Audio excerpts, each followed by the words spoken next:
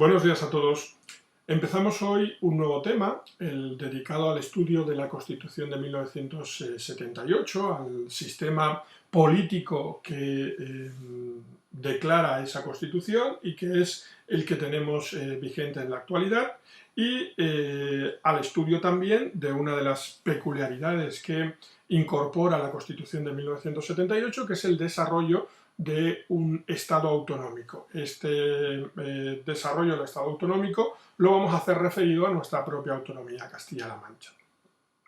Bueno, como vimos en el tema anterior, las elecciones del 15 de junio de 1977, las elecciones a las Cortes Constituyentes, van a dejar un arco parlamentario muy fragmentado, en el que reencuentran presencia un número notable de grupos,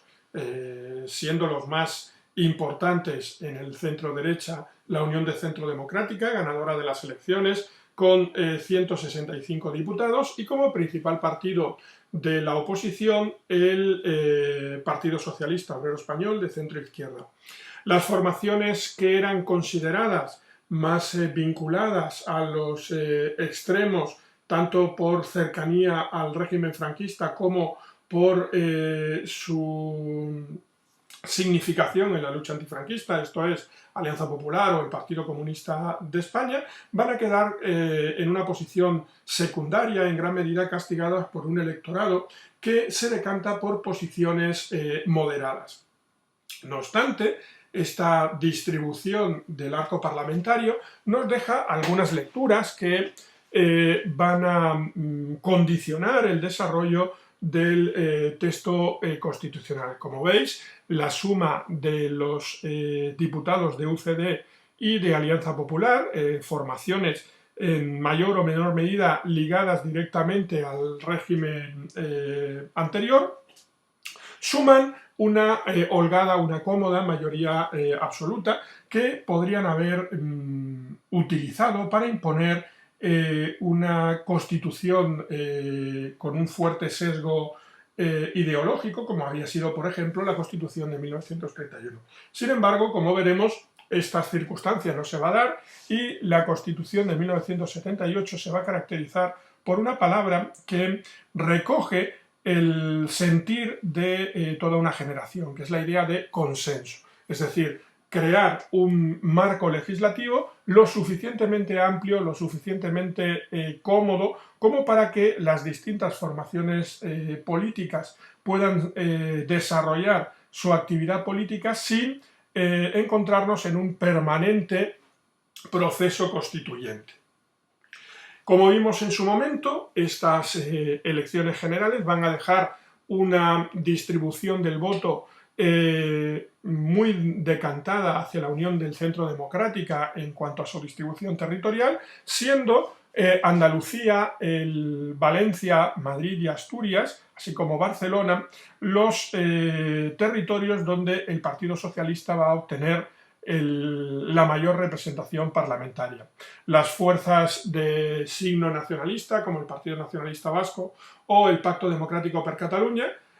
van a obtener la mayoría de los votos en algunas de las provincias de esas futuras comunidades autónomas. Las Cortes Constituyentes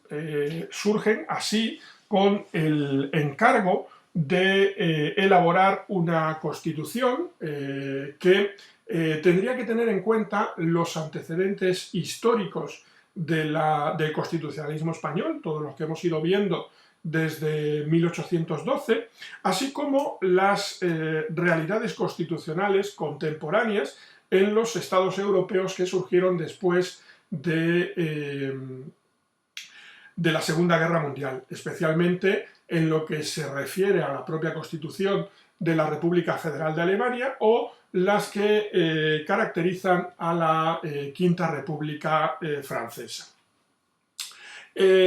La comisión que va a encargarse de elaborar el borrador constitucional, los denominados padres de la Constitución, están representados en función del peso parlamentario de cada una de las fuerzas presentes en el Congreso de los Diputados. Así, la Unión de Centro Democrático va a tener la mayor representación, como corresponde al grupo mayoritario de la Cámara, con figuras como Gabriel Cisnero, Herrero de Mellón o Pérez Llorca. El PSOE tendrá un único representante en la figura de Peces Barba. La razón de ese único representante del PSOE es que va a ceder su otro puesto como representante al nacionalismo catalán. Jordi Soler Tura es el representante del Partido Comunista de España, del Partido Socialista Unificado de Cataluña, Manuel Fraga Ibarne como representante de Alianza Popular y Miquel Roca como representante del Pacto Democrático per Catalunya. Si os dais cuenta, entre las fuerzas políticas que están presentes en esta comisión constitucional, la única ausencia notable en cuanto a su importancia en lo que va a ser luego el devenir político del periodo democrático es la del Partido Nacionalista Vasco. No es el resultado de una intención expresa de apartar al nacionalismo vasco, sino de la negativa de este a participar en estos debates preliminares. El trabajo de los padres de la Constitución va a ser un trabajo complicado en el que las distintas posiciones, las distintas planteamientos, tanto desde el punto de vista ideológico como de la tradición o de la concepción del derecho constitucional que tienen los miembros de la comisión, va a estancar durante bastante tiempo el resultado de estos debates. Tal es así que se deciden a enclaustrarse en el Parador Nacional de Gredos para aislarse de la presión ambiental que podían estar padeciendo. El proceso se va a ver alterado con la filtración por parte de Gregorio Peces Barba del borrador de proyecto constitucional que hace llegar a la prensa, convirtiendo, como digo, las discusiones de la propia Comisión Constitucional en un asunto de debate público. Finalmente, la Comisión va a publicar su propuesta, una propuesta que se traslada a las Cortes. El Congreso de los Diputados es el escenario donde se tienen que ir discutiendo y aprobando cada uno de los capítulos, títulos y artículos de la Constitución. En ese proceso, las enmiendas que van presentando las distintas fuerzas políticas son aprobadas o rechazadas en función de la mayoría de la aritmética parlamentaria. Esto hace que, en un primer momento, los resultados sean frustrantes para los partidos de izquierda, para el PSOE principalmente, que ve cómo de manera reiterada la mayoría que suman el UCD y Alianza Popular va eliminando todas las propuestas, variaciones, enmiendas que se querían desarrollar. Esto va a llevar a la amenaza por parte del Partido Socialista de considerar nulo el proceso constituyente y amenazar, como digo, de reforma constitucional en el caso de que el PSOE en un futuro llegara al poder. Para evitar eso, se va a llegar a una entente, a un acuerdo extraparlamentario por parte de la Unión del Centro Democrático, siendo sus principales artífices en última instancia el presidente del gobierno, Adolfo Suárez, y su vicepresidente, Abril Martorell, y por el lado del Partido Socialista Obrero Español, el vicesecretario general, Alfonso Guerra, y Felipe González como secretario general. Las dos figuras del medio, es decir, el vicepresidente del gobierno y el vicesecretario general del PSOE, se van a reunir de manera periódica en un reservado de un restaurante para pactar las posiciones que ante las distintas enmiendas iban a tener los dos grupos mayoritarios al día siguiente en las Cortes. Este procedimiento, probablemente poco democrático en cuanto que hurta al debate parlamentario el tema propio de ese debate, es decir, la discusión sobre las enmiendas constituyentes, sin embargo, va a tener la virtud de crear una constitución con un amplio respaldo parlamentario y una constitución que va a acoger los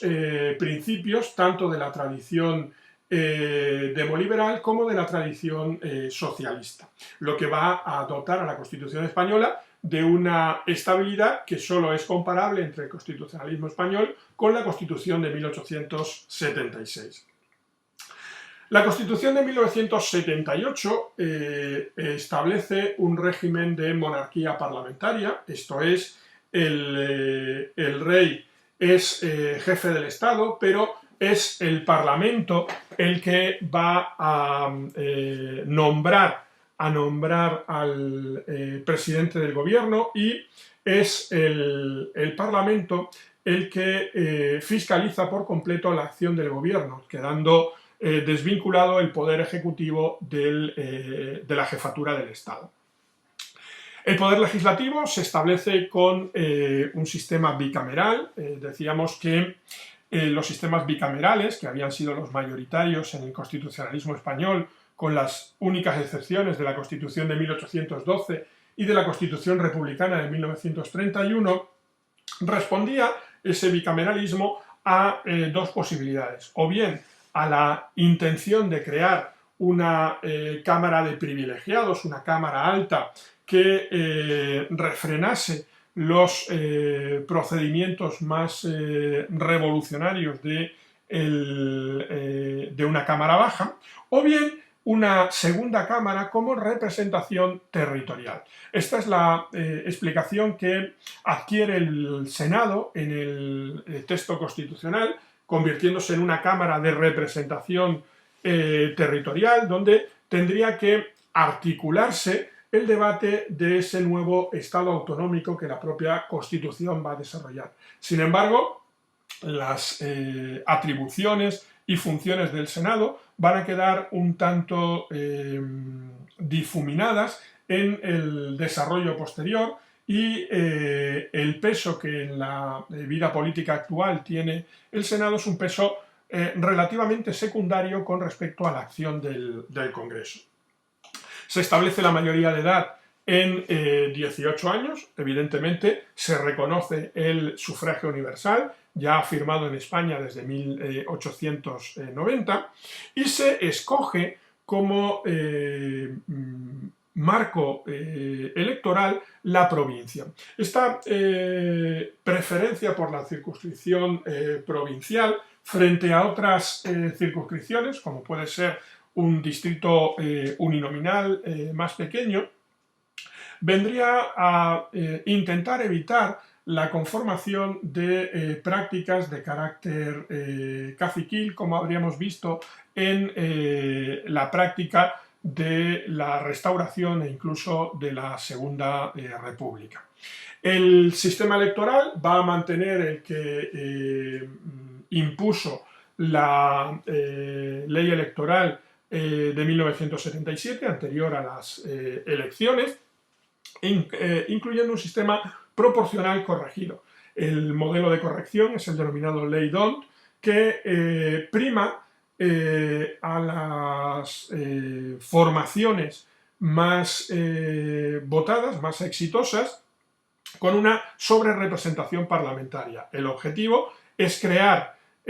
unas mayorías estables que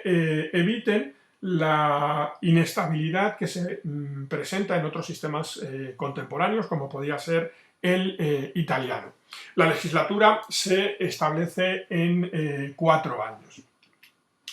Por lo que respecta al poder ejecutivo, el poder ejecutivo es el que encabeza el presidente del gobierno, que es elegido por el Congreso de los Diputados. Esta elección se hace después de que el rey haya recibido a los distintos líderes parlamentarios en una ronda de consultas y proponga a alguno de estos líderes que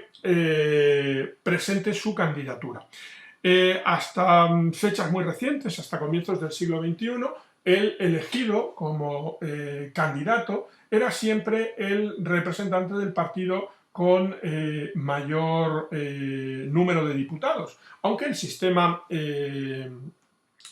parlamentario establece que lo que es necesario es obtener la mayoría de la Cámara, no necesariamente formar parte de la minoría mayoritaria. Es el presidente del gobierno el que nombra y destituye a los distintos ministros que juran su cargo ante el rey. El presidente del gobierno puede ser destituido por una moción de censura, algo que únicamente sucedió recientemente cuando el presidente Mariano Rajoy fue sustituido por el presidente Pedro Sánchez tras ganar una moción de censura. Las anteriores mociones de censura, presentadas tanto por el Partido Socialista Obrero Español, por Alianza Popular o por Podemos, van a fracasar en todos los casos. La mayoría parlamentaria que sostenía al gobierno va a votar favorablemente por la permanencia del presidente del gobierno. La moción de censura es un mecanismo constitucional que establece la necesidad de presentar un candidato alternativo que, en el caso de prosperar la moción de censura, queda automáticamente investido presidente del gobierno. Sin embargo, existe otro mecanismo constitucional que puede permitir la comprobación de los apoyos que un gobierno tiene en el Parlamento, y es la moción de confianza. A diferencia de la moción de censura, que es presentada por el candidato de la oposición con un mínimo de representación parlamentaria y que, por tanto, su iniciativa corresponde a la oposición, la moción de confianza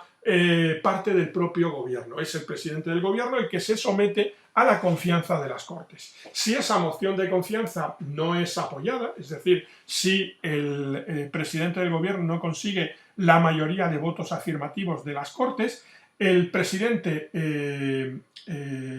es revocado, pero no hay un nombramiento automático del presidente, sino que se tendría que proceder a una nueva ronda de consultas y el rey proponer un nuevo candidato. Además, el presidente del gobierno tiene la potestad de poner fin a la legislatura, es decir, de anticipar nuevas elecciones. El Poder Judicial se establece como un poder independiente que se fija en los tribunales de justicia. Los tribunales de justicia tienen así una situación particular porque los jueces, en tanto que funcionarios, van a estar gestionados lo que es el tribunal y sus funcionarios por el Ministerio de Justicia. Sin embargo, el juez, en cuanto que ejerce su función jurisdiccional, es decir, en cuanto que actúa como juez, es un poder independiente y equivalente al de los otros dos poderes del Estado. El sistema judicial español sigue la estructura que habíamos visto que se ha ido formando desde la Edad Media, con juzgados de primera instancia, audiencias provinciales, un tribunal superior de justicia por cada comunidad autónoma y en la cúspide el Tribunal Supremo. Fuera del Poder Judicial se encuentra el Tribunal Constitucional, una institución encargada de velar por la constitucionalidad de las normas y de dirimir entre las disputas que pudiera haber entre el poder central y el poder autonómico, que es el Tribunal Constitucional. Para acceder al Tribunal Constitucional no es necesario ser juez o magistrado, porque también se puede ser un jurista de reconocido prestigio. Los miembros del Tribunal Constitucional van a ser escogidos por el propio poder legislativo. Para gestionar al Poder Judicial, se establece un Consejo General del Poder Judicial, en un primer momento elegido directamente por los propios jueces, de tal modo que este órgano supremo va a vincularse exclusivamente al Poder Judicial, y sin embargo en los años 80, gobernando el Partido Socialista Obrero Español, se va a cambiar la ley que regula el Consejo General del Poder Judicial y su nombramiento va a venir definido por el visto bueno del Congreso de los Diputados, de tal modo que se introduce así uno de los elementos más peculiares de nuestro sistema judicial, que es esa politización, en cuanto que los miembros del Consejo General del Poder Judicial van a ser designados directamente por las fuerzas políticas con representación parlamentaria. Por lo que respecta a los derechos y libertades, la Constitución española, en cuanto que es una Constitución que sale o que se aprueba después de un periodo de una larga dictadura, va a recoger un amplio apartado de derechos que se desarrollan en el título 1 de la Constitución, después de que los principios doctrinales se sitúen en el preámbulo. España se declara un Estado social y democrático de derecho, esto es, reúne en su denominación toda una tradición de la primera y la segunda generación de derechos. Esto es, los derechos de primera generación o derechos individuales de carácter negativo, tales como el derecho a la libertad de movimiento, a la inviolabilidad del domicilio, a la libertad de prensa, de conciencia, etc. Y los derechos de segunda generación, que corresponden a los derechos sociales, que incluyen derechos como el de libertad de huelga o el derecho de asociación sindical, etc. Se establece una figura como defensor del pueblo, elegida también por el Congreso de los Diputados, y cuya misión sería velar por el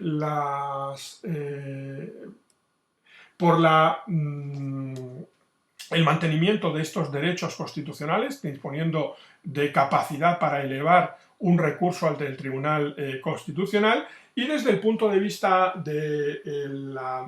confesionalidad o no confesionalidad del Estado, el Estado se declara aconfesional. Es un punto intermedio entre el Estado confesional, que era, por ejemplo, el que marcaba la Constitución de 1876, o el Estado laico, que recogía la Constitución de 1931. Como no podía ser de otra forma, el principio de soberanía se establece en la nación española. Como veis en el artículo 2, la soberanía nacional reside en el pueblo español, del que emanan los poderes del Estado. La Constitución de 1978 recoge todo ese marco de derechos de primera y segunda generación, que se nos presentan agrupados en uno de los textos que tenemos que comentar para EBAU. En concreto, se nos presentan algunos de los artículos de carácter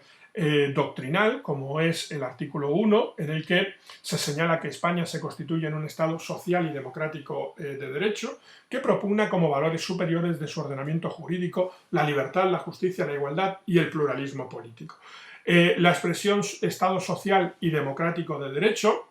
supone, como digo, no solo el reconocimiento de ser un Estado de leyes, un Estado de derecho, no solo el reconocimiento del proceso por el que se establece los distintos poderes, el Estado democrático,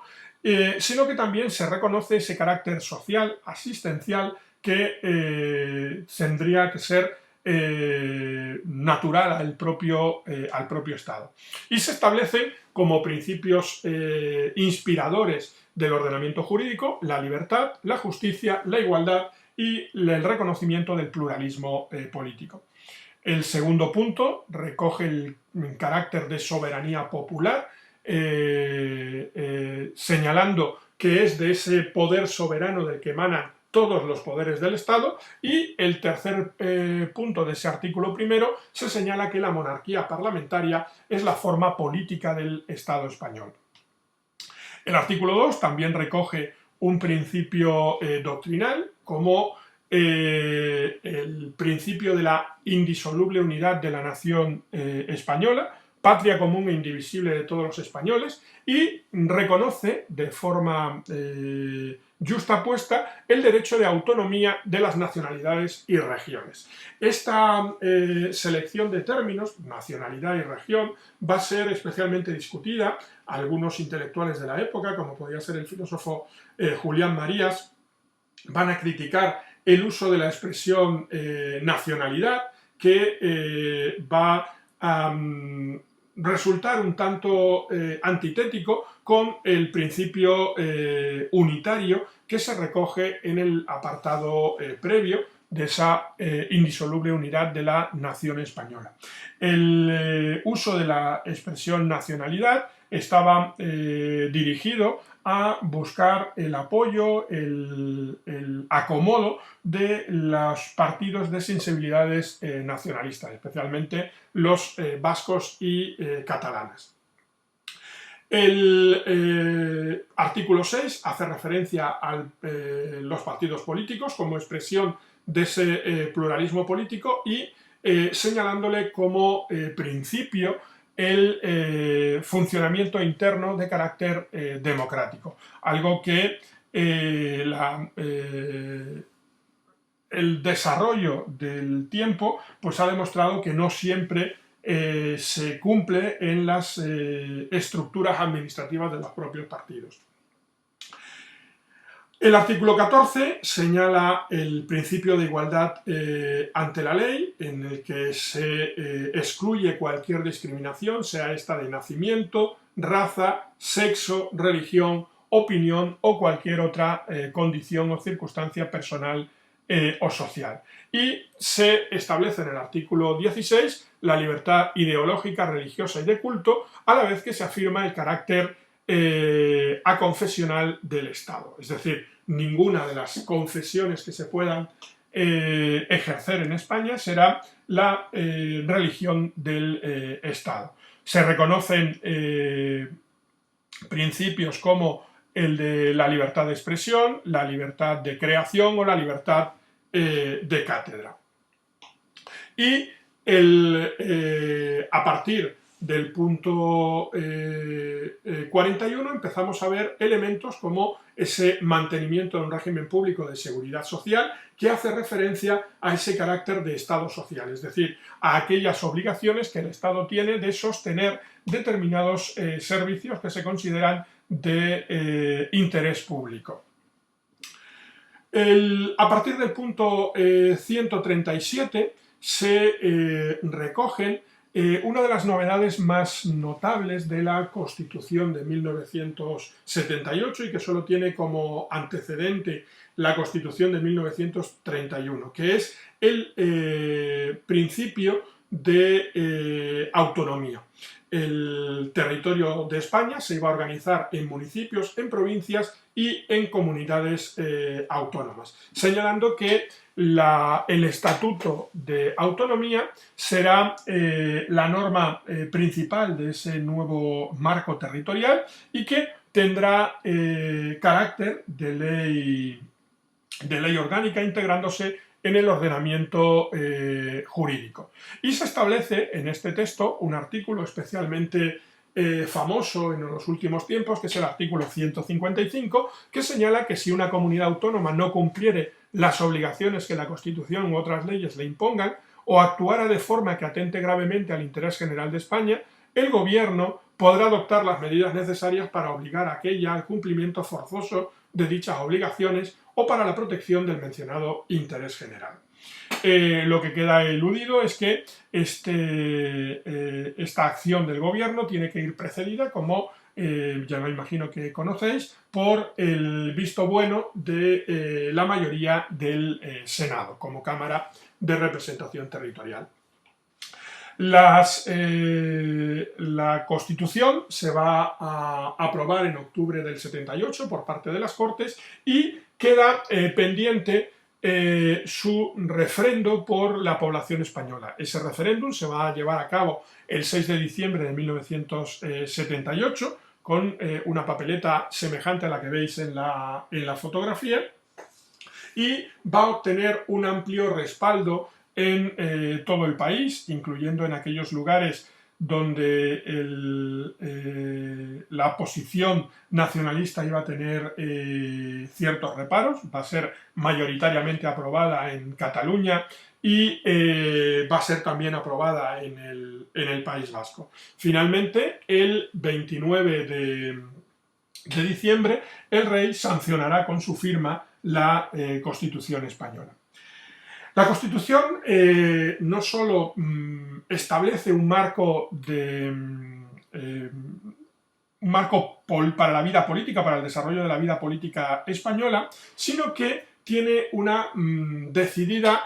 vocación de permanencia, de tal modo que los procedimientos para la reforma constitucional, tratando de evitar la inestabilidad asociada a los periodos constituyentes, son especialmente costosos. La propia Constitución establece las vías para la reforma de la Constitución en función de si lo que se quiere modificar es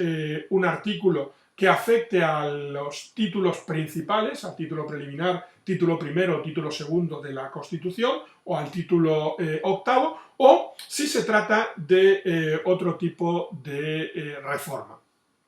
Lo primero que necesita es un acuerdo de 3/5 partes de la Cámara, es decir, el 60% de los diputados y senadores tienen que aprobar este cambio constitucional. Si no hay acuerdo, es decir, si el Congreso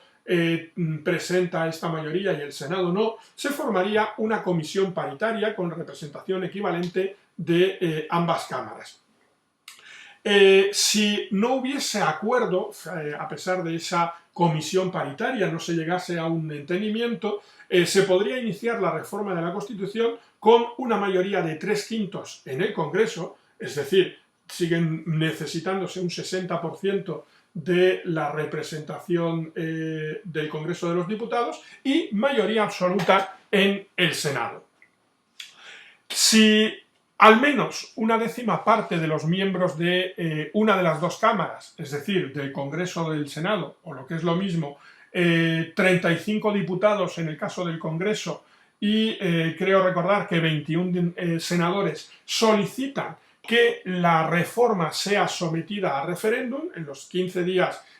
posteriores a esta aprobación, la reforma tendría que someterse, como hemos dicho, al visto bueno de la población española. Este procedimiento va a modificarse si se pretende cambiar el título preliminar, el que establece, por ejemplo, la forma del Estado, la sección primera del título primero, la que se refiere a los derechos fundamentales, o el título segundo dedicado a la corona. Exigiría la aprobación por 2/3 de mayoría en cada una de las dos cortes, es decir, ya no sería el 60%, sería el 67% de los votos favorables, y la disolución inmediata de las Cortes. Es decir, el inicio de una reforma constitucional que pretendiese cambiar alguno de los artículos recogidos en estos títulos, y entre ellos estaría, por ejemplo, el sistema de sucesión a la corona, supondría la disolución de las Cortes. Las nuevas Cortes que saliesen de las elecciones que las siguen tendrían que volver a aprobar con idéntica mayoría, es decir, con más del 67% del voto favorable, y someterse a referéndum. Como veis, es un procedimiento que permite el cambio en la Constitución, pero que resulta especialmente difícil de lograr. Este sería, por ejemplo, el procedimiento que tendría que seguir el nacionalismo catalán, por ejemplo, para plantear un proceso de reforma constitucional que presentara la idea de un derecho de autodeterminación, en cuanto que se trata de un aspecto recogido en ese título primero y en el título preliminar en cuanto a la indisoluble unidad de la nación española. Bueno, vamos a dejarlo hoy por aquí. Mañana nos detendremos en el estudio del Estado autonómico, veremos en qué consiste esta novedad en cuanto a la organización territorial del Estado y veremos las instituciones que de este marco territorial se derivan en función del Estatuto de Autonomía de Castilla-La Mancha.